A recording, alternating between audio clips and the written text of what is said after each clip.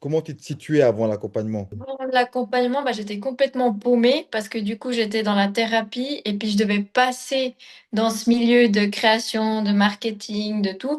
Puis en fait, c'est comme si j'avais tout travaillé en tant que thérapeute, puis là, il fallait que je me réaligne sur ce job.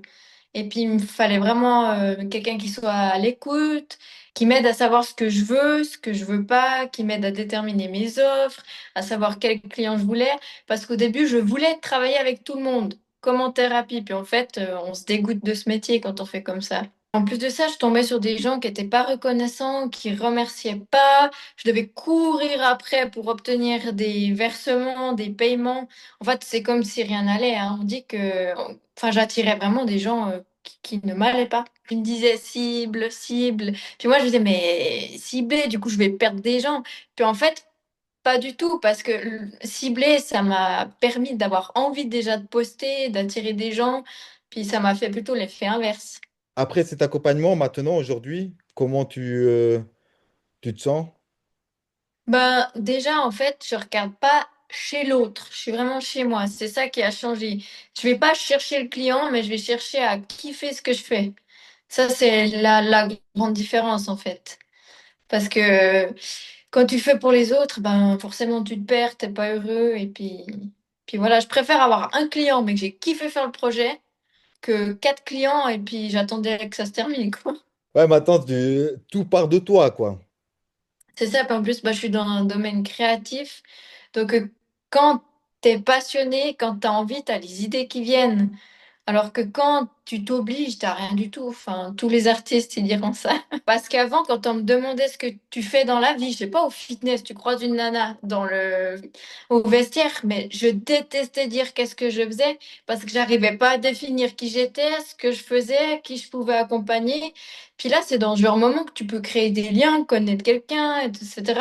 Je détestais, alors que là, je suis très, très fière.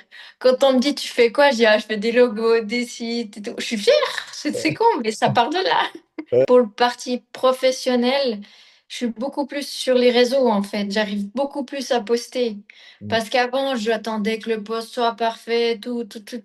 Là, pas, en fait. J'ai une idée en tête, je le poste et puis on s'en fout. Au pire, c'est quoi? C'est un post parmi 100. Enfin, Même si tu fais faux, c'est pas grave, parce qu'il y a tellement d'informations que les gens suivant comment, voilà, ils vont passer à autre chose, mais ils vont pas te retenir dans la tête comme la personne qui a dit ça au lieu de dire ça, quoi. Tu en vois. fait, faut pas avoir d'attente sur les réseaux. Il faut juste poster quelque chose qu'on aime. Ouais, Mais après, c'est exactement. facile à dire. Là, je le fais facilement, mais il y a 2 ans, c'était pas du tout le cas. Je voulais tant d'abonnés, tant de trucs. Là, je m'en fous. Je poste un truc que je kiffe, puis on est bon. Ouais. Et puis être régulier au moins, même si c'est une fois par semaine, mais au moins que l'algorithme, comme ça, il peut savoir ce que tu proposes et savoir à qui tu le proposes. Ouais. Là, on a vu avant comment tu étais avant l'accompagnement et puis comment tu te sens après. Et puis pendant cet accompagnement, comment tu t'es senti, comment tu l'as vécu.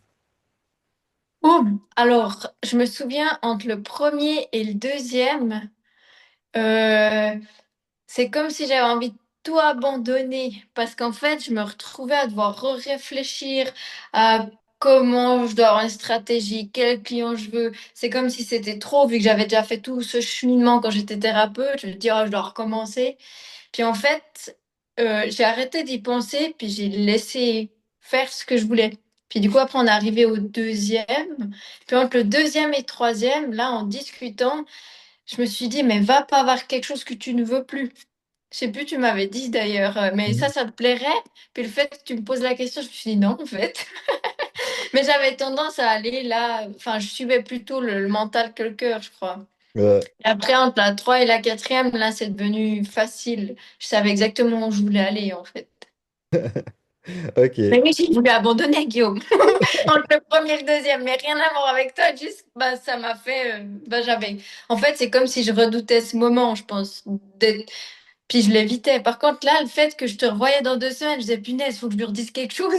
On est bête, hein, mais c'est ça, en fait, c'est comme s'il fallait quelqu'un qui me booste un peu. Bon, franchement, tu es quelqu'un qui est impliqué, quoi. Ça, c'est aussi bon à savoir pour bah, les personnes qui nous regardent et qui pourraient avoir besoin d'un site internet, par exemple, que tu es vraiment une personne impliquée. Et puis voilà, en tout cas, tu as une parole. C'est vrai que des fois, tu tombes sur des personnes. qu'ils ont la volonté, mais après, ça ne suit pas derrière, tu vois. Puis après, voilà, les résultats, tu dis, toi-même, moi-même, ça me frustre, je préfère presque arrêter. Parce que voilà, quand je dis les résultats, on va pas avancer, quoi. Alors on arrête et puis je rembourse. Mais toi, c'est vrai que tu es vraiment impliqué. Et puis franchement, j'avais j'avais vraiment pas de souci avec ça, quoi. Je savais que tu allais faire des actions de ton côté, quoi. Et puis toujours en partant de toi, puis ça, c'était vraiment top, quoi.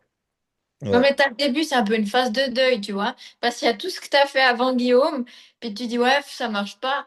Du coup, faut quand même faire autre chose, mais t'as un peu la flemme, et c'est ça, en fait. Trop bien. Voilà, c'est comme ça que je l'ai vécu. Le fait que tu dois réfléchir et tout, parce que ça part de toi, puis ça prouve que ça part de toi. Tu ne dois pas juste faire une méthode copier-coller et puis faire le robot, puis tu sais pas ce que tu fais. Là, ça, tu donnes un sens et puis c'est normal que, comme ça demande de l'énergie, de se recentrer sur soi et tout, c'est normal que c'est vrai que ça peut décourager. Mais après, comme tu l'as dit, là, c'est pour que du bon, quoi. Oui, Ouais. puis ce que j'ai aimé, c'est que t'es pas resté à une fois toutes les semaines. Mm, T'as, t'as laissé ces 2 semaines que j'aimais bien, parce que moi, toutes les semaines, bah voilà, il y a les aléas de la vie et tout, j'arrivais pas. mm, Donc ça, c'est cool. Puis à chaque fois, t'envoyais écrit.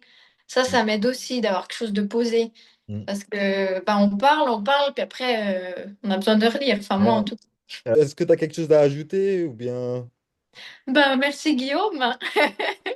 C'est vrai que pour les Ouais. gens qui sont perdus et puis qui ont besoin d'un soutien pour savoir vers quel client se diriger, faire des offres claires, eh ben, faut appeler Guillaume.